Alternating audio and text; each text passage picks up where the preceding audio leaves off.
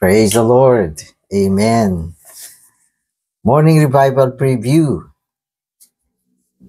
So mga kapatid, pupunta na tayo sa ating preview at meron tayong mga verses dito na babasahin ko. John 7:37 to 39. Jesus stood and cried out, saying, "If anyone thirsts, let him come to me and drink. He who believes into me, as the scripture said, out of his innermost being shall flow rivers of living water."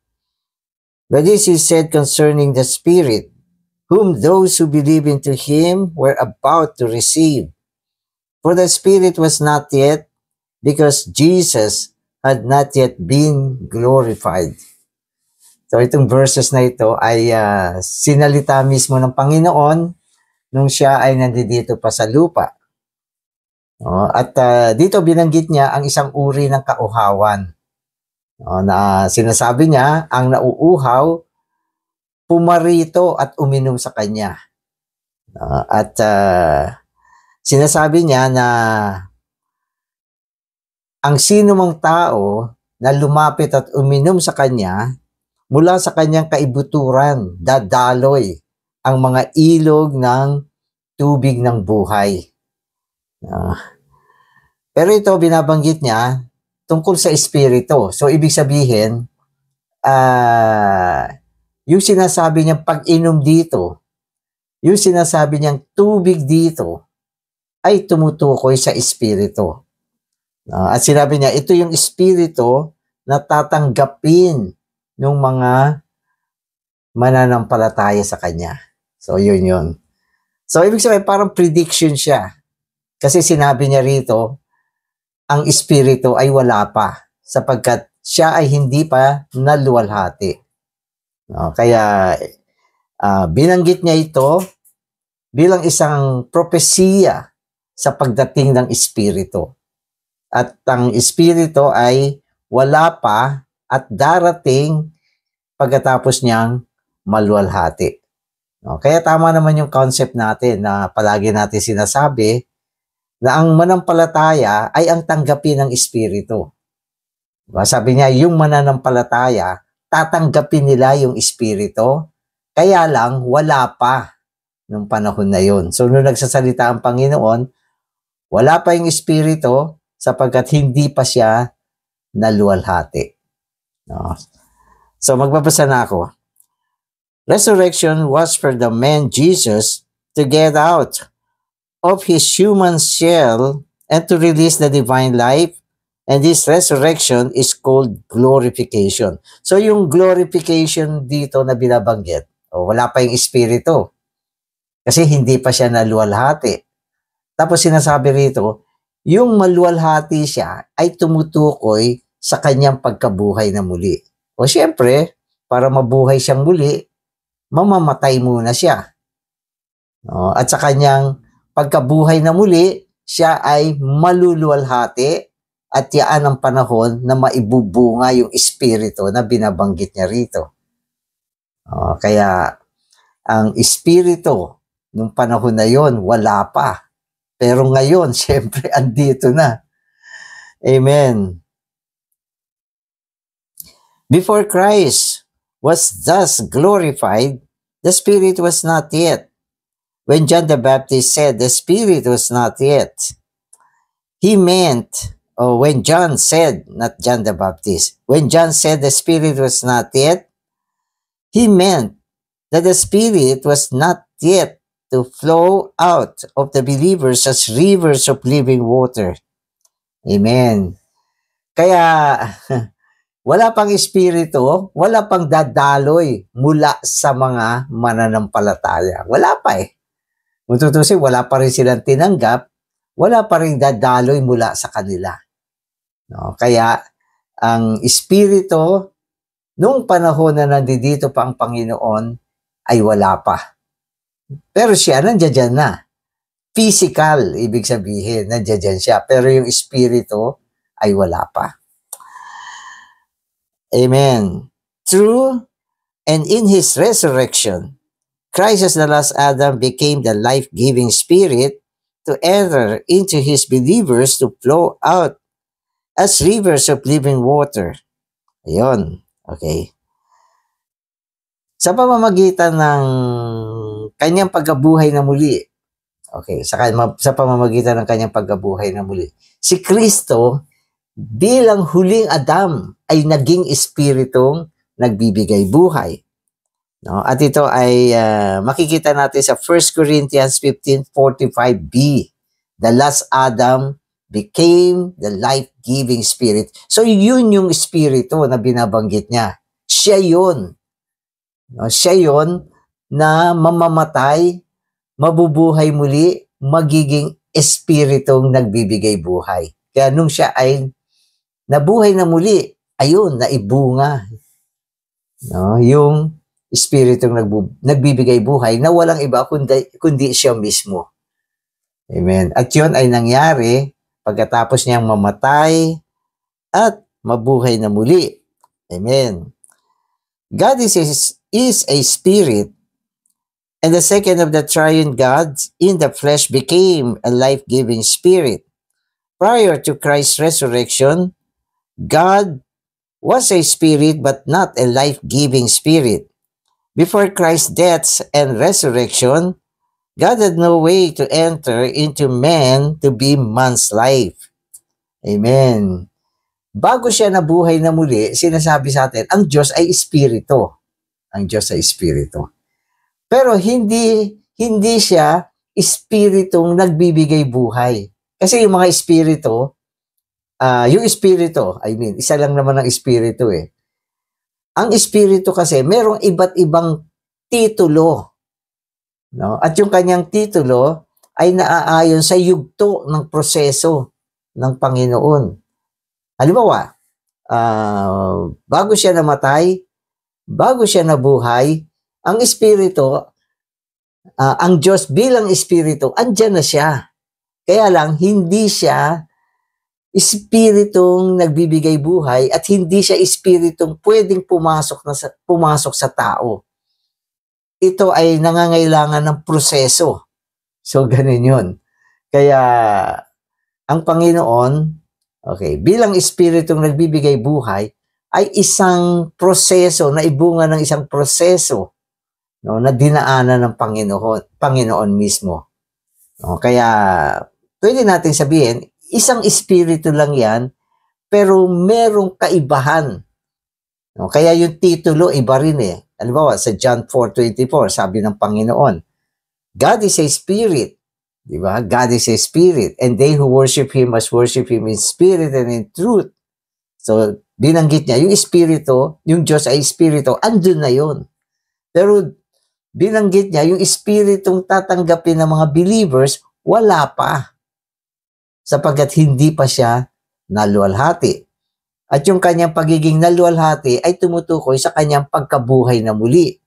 At dun sa 1 Corinthians 15:45b, sabi doon, the last Adam became. Ang ibig sabihin ng word na became, dati hindi, tapos naging ganon. So, naging ganon.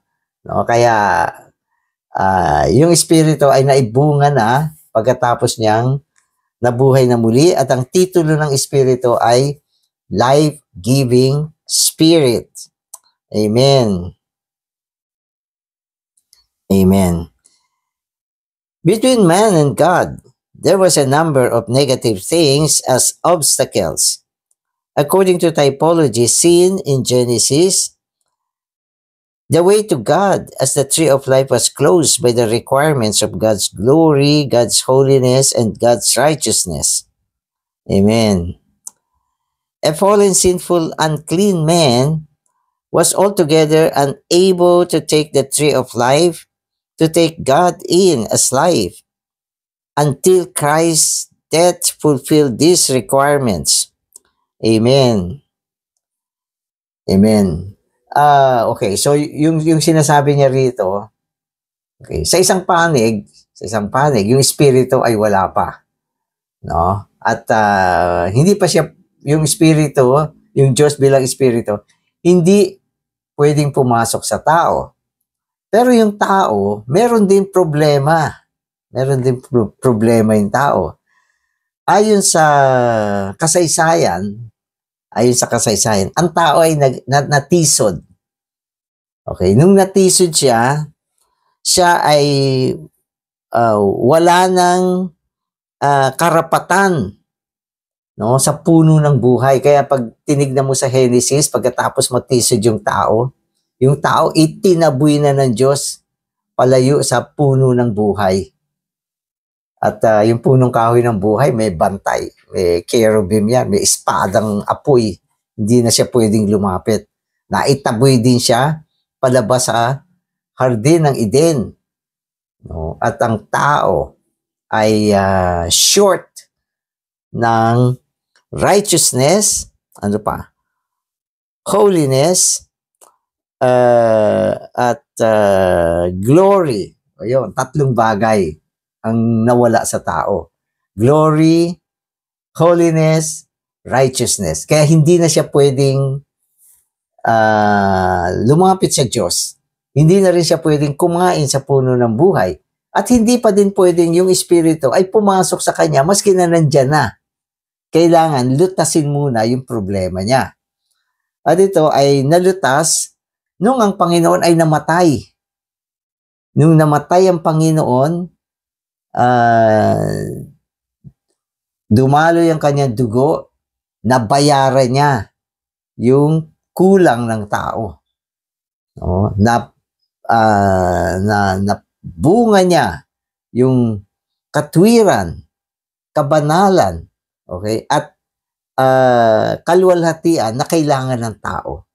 So, ibig sabihin, naisagawa niya yung pambatas na katubusan na kung saan ang tao ay naging qualified na tanggapin ang Espiritu ng Diyos, no? At ang Espiritong nagbibigay ng buhay at siya ay pwede nang makabahagi sa punong kahoy ng buhay. No? At siya naman, naging Espiritong nagbibigay buhay, pwede na rin pumasok sa tao.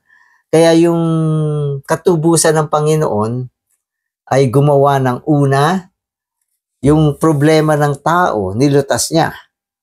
Pangalawa, siya mismo ay nagbagong anyo, no, para siya ay makapasok sa tao. Naging Espiritong nagbibigay buhay. So lahat ng ito ay naisagawa niya sa pamamagitan ng kanyang kamatayan at pagkabuhay na muli.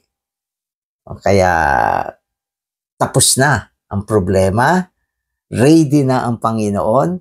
Anong kulang? Yung tao kailangan tanggapin lang niya. Amen.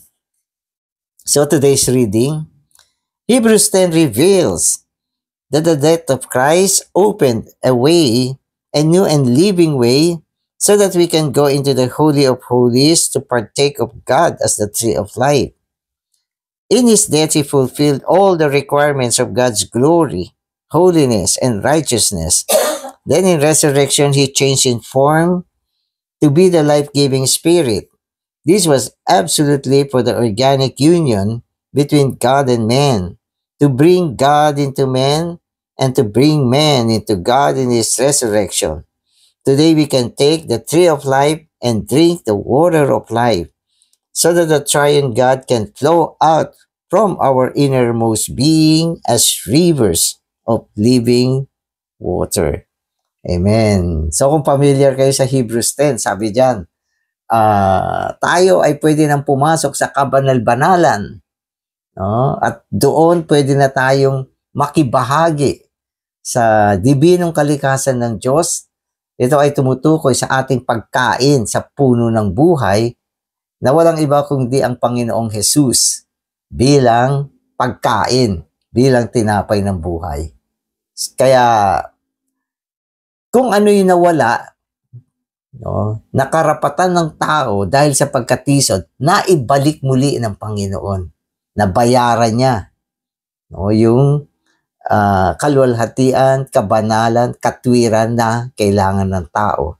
At siya ay naging Espiritong nagbibigay buhay. Kung ang isang tao ay nanampalataya, siya ay papasok tungo sa loob ng tao, no, at magkakaroon ng pagkakaisa. Ito yung organikong pagkakaisa, no, ng Diyos at tao. No? Isang sitwasyon na kung saan yung tao ay naidala tungo sa Diyos at yung Diyos ay naidala tungo sa tao. No? Nagkaroon ng isang pagkakaisa, ang naprosesong tres unong Diyos, naging espiritong nagbibigay buhay, nakapasok sa tao, at mula sa tao, pwede nang dumaloy ang mga ilog ng tubig ng buhay. Kaya yung prinopesiya ng Panginoon, okay, nung nandiyan pa siya sa lupa, natupad na. No, nung siya ay nabuhay na muli. O, yung tao, uminom na sa kanya sa pamamagitan ng pananampalataya. No, at yung espiritu, no, na siyang tubig ng buhay, nakapasok sa tao. Nawala yung kanyang kauhawan. No, at hindi lang yun, mula sa kaibuturan ng kanyang sarili, dumadaloy ang mga ilog ng tubig ng buhay. No, katulad ng mga pagsasalamuha. Ang pagsasalamuha ay ang pagpapadaloy ng tubig ng buhay. No, kaya yan, lahat ng ito ay kaganapan sa bagong tipang ekonomiya ng Diyos.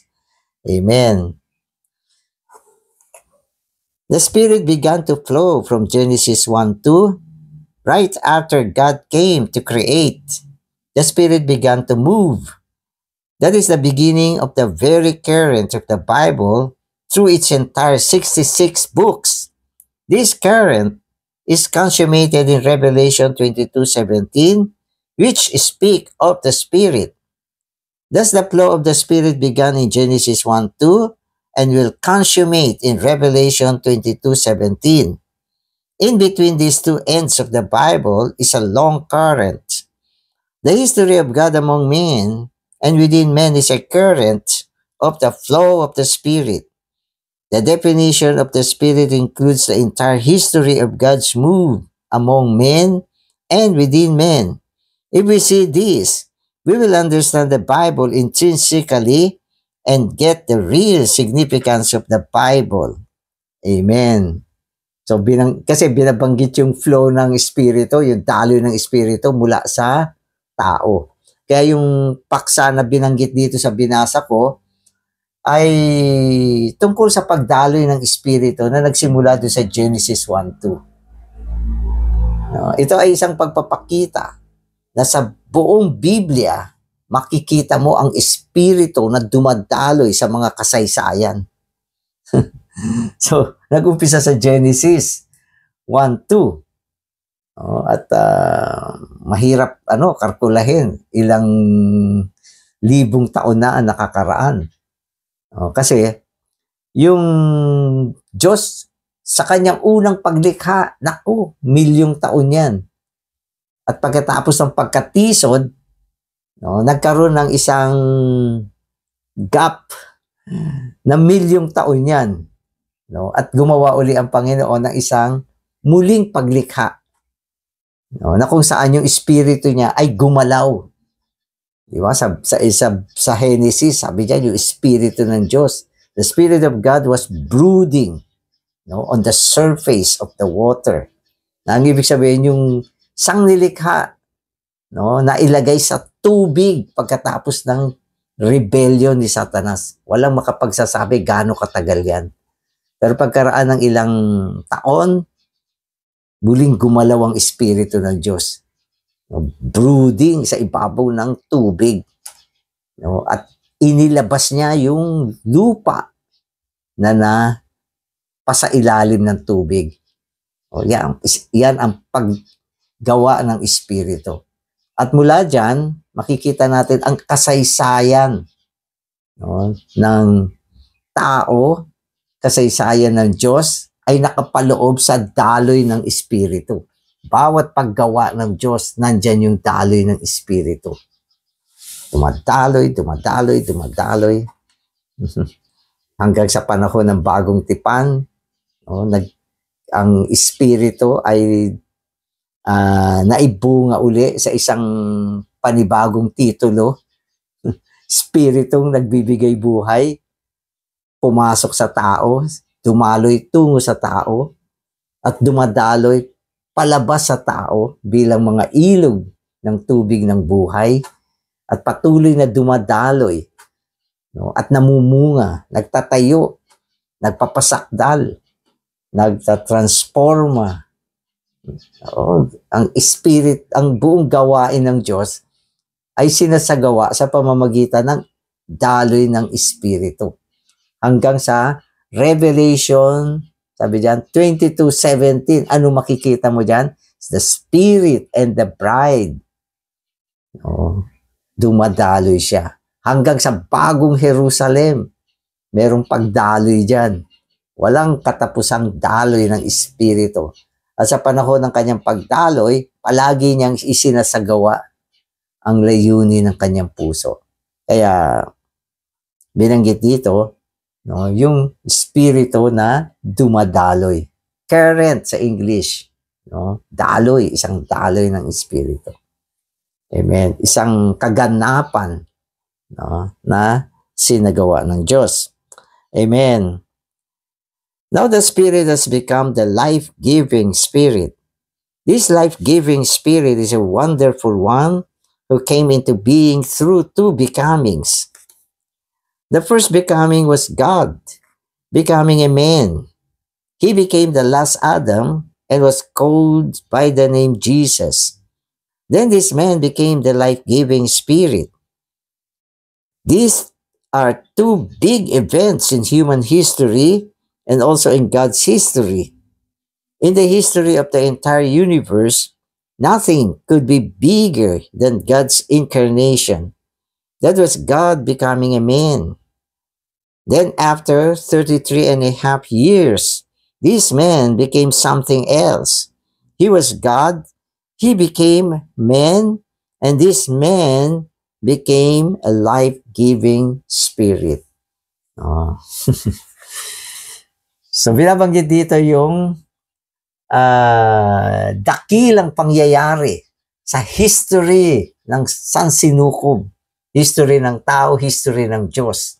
Yan ay yung two becomings para maibunga ang Espiritong nagbibigay buhay. So, hindi yan isang creation, kundi yan ay isang procedure, isang process, isang event, isang pangyayari. Ganyang katindi, no? So yung una, yun ay ang Diyos na nagkatawang tao. Diyos na nagkatawang tao. Kaya sa aklat ng John, ang ginamit niyang word ay became. Sabi niya, God became flesh. John chapter 1 verse 14. Ang Diyos naging tao. Sipin mo, ang laking event yan sa buong sansinukob na yung Diyos ay naging tao. Kaya yan yung isa sa pinakamalaking event. At itong taong ito ay si Jesus. Si Jesus ay Diyos na naging tao. Kaya pwede natin gamitin yung term na God-man. Ano siya? God. Nung siya ay naging tao, hindi naman siya nawala yung kanyang pagiging God. God pa rin siya. No? Pero siya ay tao. Tao ba siya? Amen. Diyos ba siya? Amen. Kaya God-man siya. No? Yan ang first became sa history, sa kasaysayan. Ito ay kasaysayan ng tao, kasaysayan din ng Diyos. No? Kasi naging tao siya eh. Di kasaysayan niya ng tao. Diyos siya, kasaysayan din niya ng Diyos, no, na ito ay naganap, no, at ito ay nai-record, no, sa loob ng Biblia mismo. Kaya ang Biblia ang pinaka-kahanga-hangang aklat sa buong sansinukob. Kasi meron siyang ganyang record eh. Kung walang Biblia, hindi natin alam yung mga ganyang pangyayari. No? At pagkaraan ng 33 and a half years, eksakto ganyan ang edad ng Panginoong Hesus. Nung siya ay napako sa krus, nabuhay na muli at sinabi ng Biblia, ang huling Adam ay naging espiritong nagbibigay buhay. Another event. Di ba? So naibunga ang isang bagong titulo ng Espiritu. At dahil meron siyang bagong titulo, meron siyang dakilang function at kakayahan na naidagdag, no, sa Espiritu. Ito ay ang Espiritong nagbibigay buhay, kaya niyang pumasok sa tao. No? Kaya niyang magbigay ng buhay sa tao. Kaya niyang dumaloy tungo sa tao at palabas sa tao. Yan ang sinasabi ng Biblia. No? At itong dalawang became na ito, ang dakila, sabi niya, pinakadakilang event na nangyari sa buong sansinukob. No? At matutunghayan mo sa loob ng Biblia. Amen. Amen. Kaya sabi niya, pag nakita mo ito, maiintindihan mo yung Biblia. Amen. So, the triune God has been consummated in the life-giving Spirit, the Spirit of Jesus, the Spirit of Christ, the Spirit of Jesus Christ, the Lord Spirit. So this Spirit today is the consummation of the triune God. Kaya yung Espiritu, dumami yung title niya. Marami siya mga titulo. Hindi ako nagkakamali, mga 11 titles yan. Yung mga binanggit na title dito ay mga title sa New Testament pagkatapos na ang Panginoon ay namatay at nabuhay na muli. No? So may mga ano din to, may mga explanation din yung mga title na yan. Kaya lang, hindi ko na i-explain dito. No? Dahil hindi naman natin tinalakay yan. Pero kanyang kayaman ang Espiritu na naibunga mula sa pagkabuhay na muli ng Panginoon. At lahat ng ito, no, ay tungo sa pagpapala upang dalhin ang pagpapala sa sangkatauhan. Lalo na sa mga believer, no, na nag-umpisa nang ang Espiritong nagbibigay buhay ay pumasok sa loob niya. At yan ay nangyari nung tayo ay sumampalataya sa Panginoon. No, ano tinanggap mo? Ang Espiritong nagbibigay buhay. Amen. Salamat, Panginoon, sa pagpapala ng Espiritu na kung saan ikaw mismo sa iyong muling pagkabuhay ay naging Espiritong nagbibigay buhay upang madala mo ang iyong sarili tungo sa loob ng tao. Ang tao ay makatanggap ng buhay ng walang hanggang buhay. At mula sa tao, makadaloy ka bilang mga ilog ng tubig ng buhay para magdala ng pagpapala sa sangkatauhan. Salamat sa mga katotohanan na ito. Amen. Amen.